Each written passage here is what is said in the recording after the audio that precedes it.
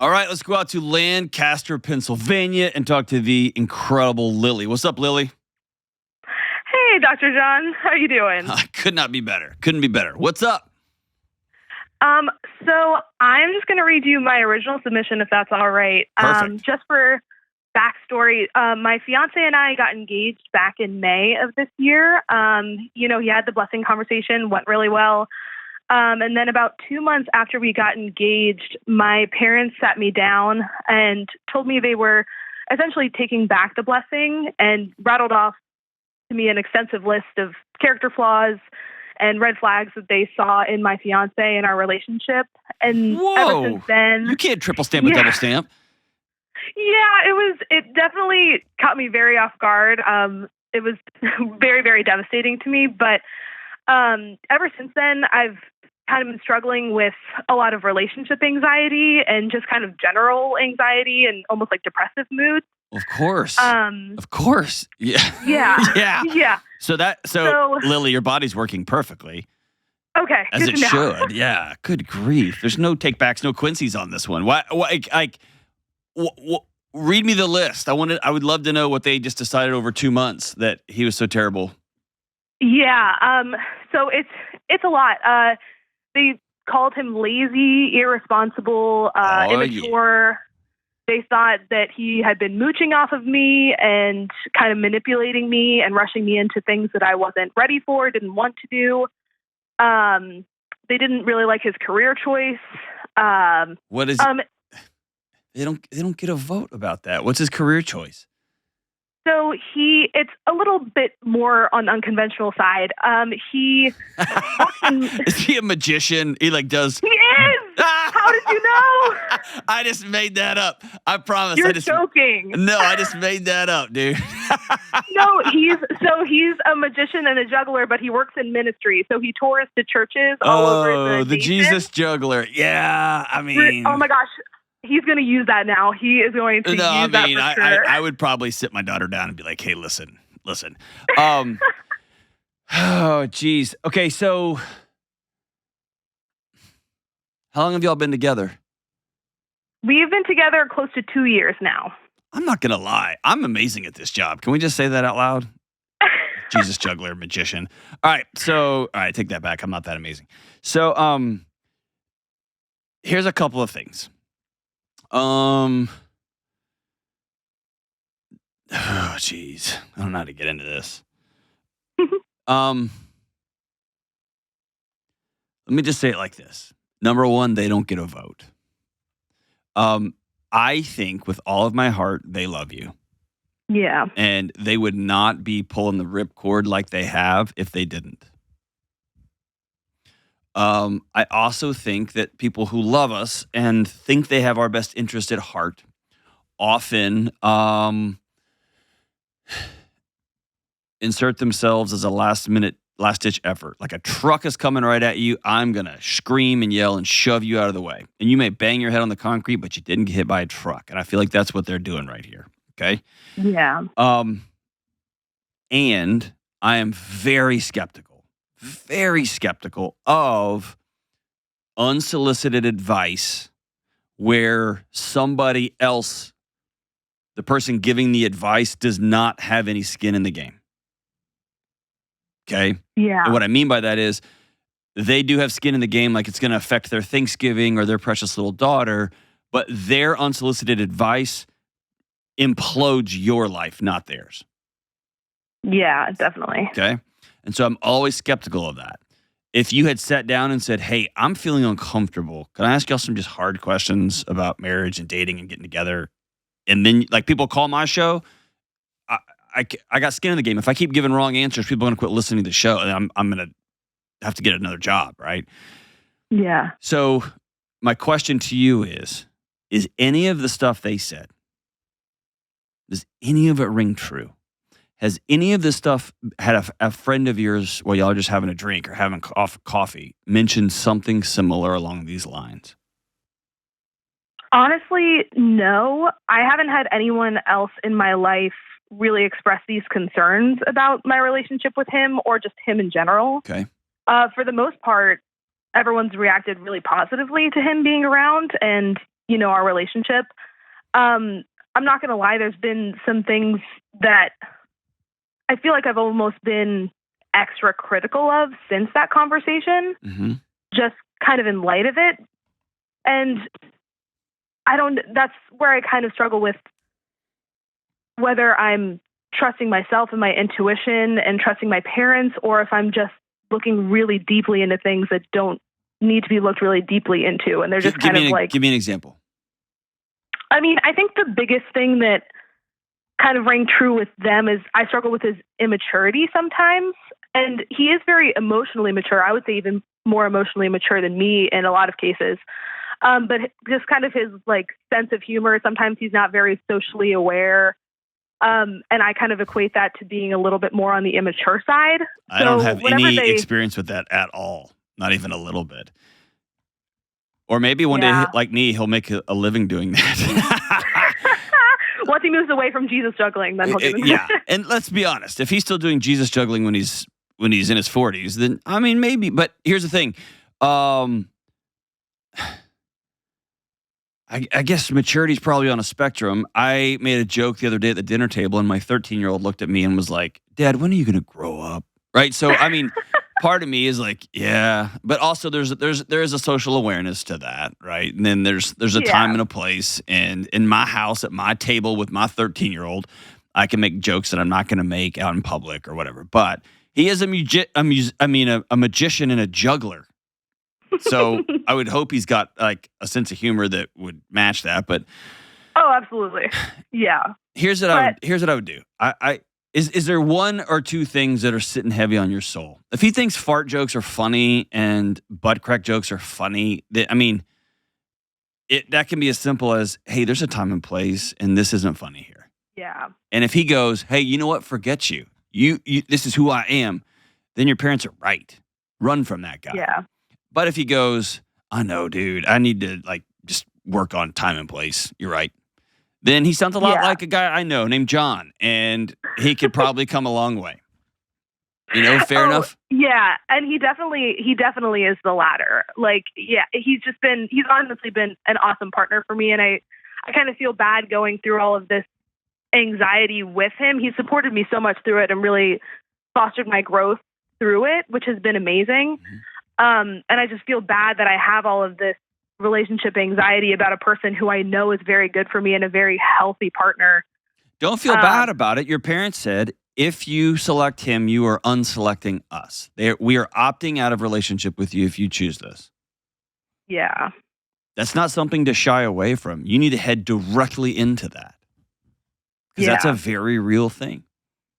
And I'm not somebody who just is like, screw them, dismiss what they said. No, they love you. I don't believe they would have done this unless you tell me, no, they've got a history of being super overbearing and overprotective and overdramatic my whole life. Is that true? I would say to an extent. They're also just very, very critical people, and I would say leaning towards judgmental people. And I kind of feel like sometimes I have that perspective on people and their slip-ups and ways of course, that they don't... that's the air you've been breathing for your whole life. Yeah. And I just always try and explain to my fiance, like, that also comes from a place where I'm very critical of myself. Mm-hmm. And so as hard as I am on him sometimes, I'm just as hard, if not more hard on myself. Sure. Well, I don't think... So let me put it over on one side. You can get married and be in love and have a great time. That's over here. Number two is, hey, if you're going to be Jesus juggler, if you're going to travel around churches doing magic shows, I want to see a business plan. Yeah. Because I'm about to hitch my entire life to you. And if your business plan is you just sitting at home waiting for churches to book you, or for clubs to book you, or birthday parties to book you, that's not good. Yeah. I love you. I'll still marry you. But I'm not signing up for this. Definitely. If he says, no, I have a very clear plan. I make this many calls a day. I send out this many press kits a day.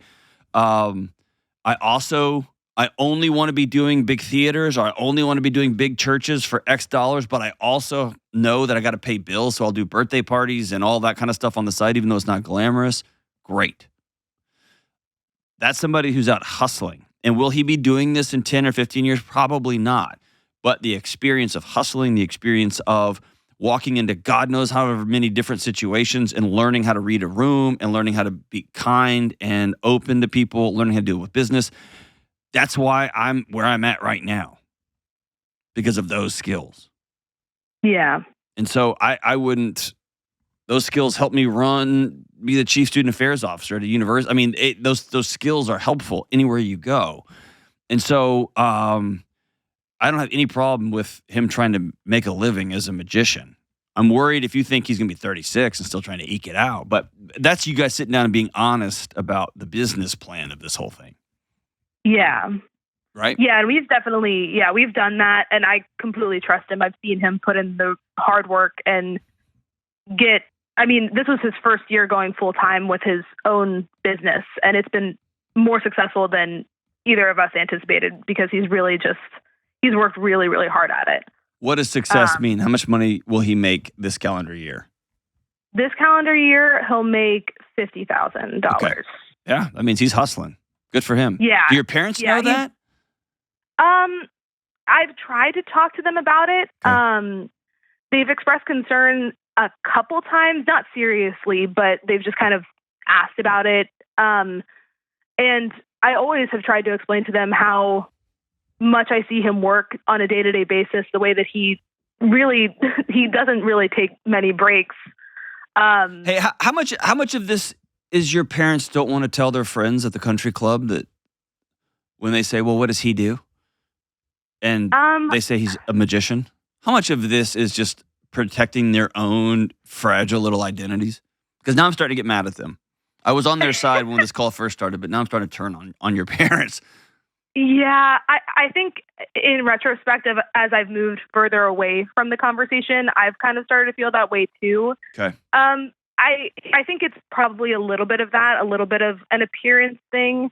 I think they're also afraid that we're just going to struggle financially, and they've always just wanted me to be comfortable and well taken care of in that way. That's something that they really prioritize. Mm-hmm. So, are you working too? It kind of works twofold. Yes, I am working. What do you do? It's kind of a bunch of different things. I'm event coordinator for one business. I'm a saleswoman for another business. It's just kind of like a lot of little jobs. What will your tax returns say you made this year? I believe it'll be around $45,000. Okay. So you'll almost have a 6-figure household. Yeah, at this point. I mean, this first year out. Yeah. Okay. Yeah. Here's what I would do. If I were, this is just me. Here's what I would do. I would sit down with 2 of my friends that I trust. I'd call 2 buddies. And I would say, I need to go meet with y'all for coffee or meet with y'all for a drink. And here's what just happened. Mom and Dad said this, this, this, and this. And it kind of rattled me because they withdrew their blessing. And I'm asking you all, am I crazy or are they crazy? And I'm please tell me the truth. Yeah. And have them speak openly into your life. And if they say, I don't see that at all.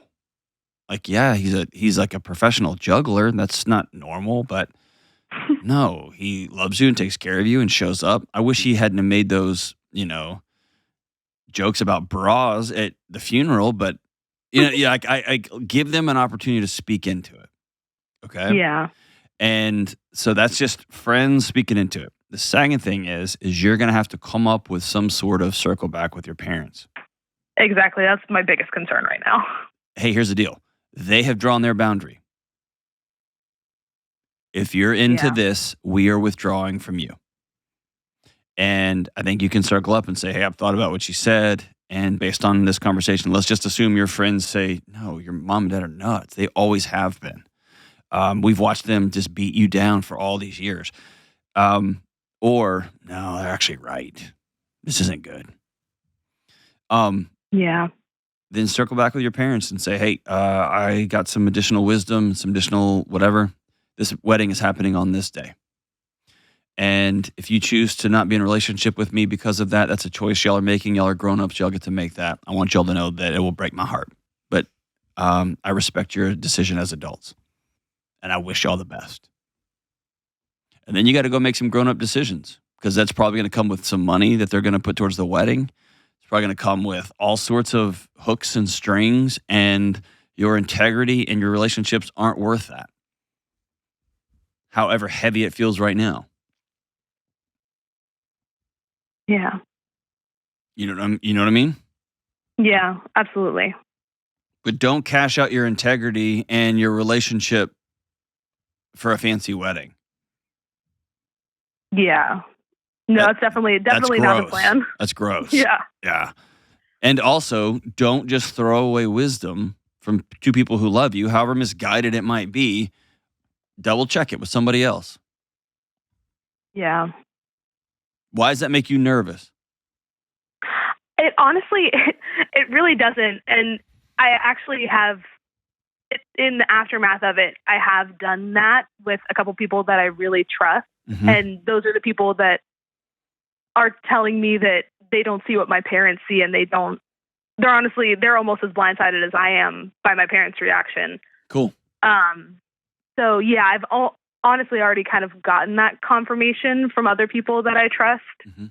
And now I'm just wondering how to come to my parents and have that conversation, because as I can't imagine direct as possible. Okay. How old are you? I'm 24. Yeah, it's grown up time. Mm-hmm. It really is. There is no way to leave this conversation feeling good. There is a way to leave this conversation feeling gross, and there's a way to leave this conversation feeling empowered, but you will not feel good. Yeah. And I think taking that off the table, I want you to say what you have to say truthfully and with dignity and respect. Don't go in there bombing them like they bombed you, because then you become them. Yeah. Right? But be honest. I'm marrying him. I've checked in with some other people that I hold with high value. And I actually feel in my guts that y'all are embarrassed to tell your friends that your daughter married a magician. And I hate that, but y'all made that choice, and y'all get to do that because you're grown-ups. Yeah. But we're getting married on this day. I would love it if y'all are there, but y'all have made it clear they're not going to be. And so my door is always open. And then that conversation's over. And here's the other thing. Most of those conversations in that kind of moment, when basically a child is asserting their adulthood, okay? It's your mom and dad will go to fight or flight and protection for their little girl and their ego and their reputation and their how dare you do what we say, all that crap. That's not the conversation to unravel everything and talk through all of their points. Okay. There's a conversation. I need to say this, and it's going to take 15 minutes or 10 minutes, and then we can set up a time later to circle back and have the more in-depth conversation. Sure. And maybe you write them a letter. Maybe you read the letter. Maybe you send it to them and say, Mom and Dad, I'm mailing you a letter that's kind of got things outlined. And then I would love to set up a time that we can have lunch or something, or breakfast in the future and talk about it. But we're not going to do a 2-hour he said, she said, up and down, all around. Oh my gosh, you're making the worst decision. We're not doing that this time. I'm going to just say what I'm going to say, and then I'm going to move on. And then we'll circle back and have the harder conversation when all the smoke is cleared. Very similar to firing somebody.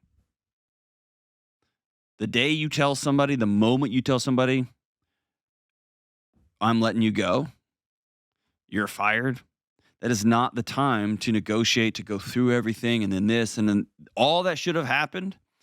And the moment somebody gets a hint that it's over, every defense mechanism they have, every fight or flight, every ego, everything is on point. So you circle back and you say, I'll meet with you next week. I'll meet with you in 10 days. We'll set up a time and I'll hear it all. And they may come back furious and enraged as part of the grief cycle. They may come back at peace and say, dude, this is right. I'm sorry I acted this way. They may come back any number of ways, but at least some of the emotion has dialed down and they can begin to think through what next steps look like. And then we'll go from there. I hate it for you. I hate it if you're with somebody and it's wrong. I hate it for you that your mom and dad said, we're so excited for you. And then they circle back and they withdrew and they put down a boundary that said him or us. I hate the whole thing. But when you say I do, that's a very grown-up decision. It's forever.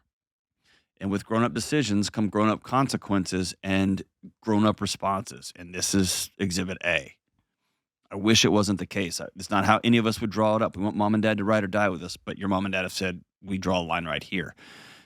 And now you get to make that same choice, that same decision. Not going to feel good, but you can feel gross or you can feel empowered. And I hope you choose empowerment.